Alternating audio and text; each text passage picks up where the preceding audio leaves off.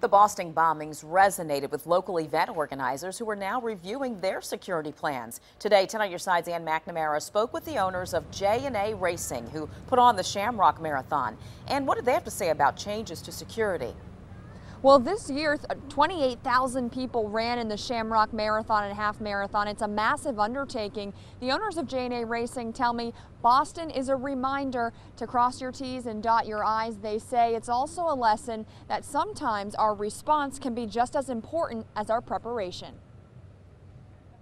I've done it 3 times. 3 times Jerry Frostick has crossed the finish line at the Boston Marathon. I always describe it as it's like a parade and you're the floats the whole way, because it's just thousands of people. Frostick, the owner of J&A Racing in Virginia Beach, says securing a marathon route is nearly impossible.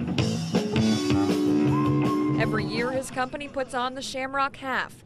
Frostick says as an organizer he plans for massive medical emergencies, but not bombings. We prepare for the worst case scenario, not a terrorist attack. But I still don't know that you can prepare for that. Frostick says the biggest security challenge for race organizers is the outdoor element. Folks can walk along marathon routes which span more than 50 miles if you count both sides of the street. And oftentimes spectators bring backpacks or hold them for runners in the race. I don't think that it's feasible to say that nobody coming out to watch an outdoor event can't bring a backpack. For the Shamrock, security is centered in one control room that touches base with police and first responders at every mile. 110 officers and 100 medical professionals stand at the finish line. Frostick says Boston is a reminder.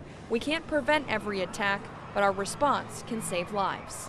We've got to try to do everything that's under our control and not take shortcuts. But I really think Boston did that yesterday.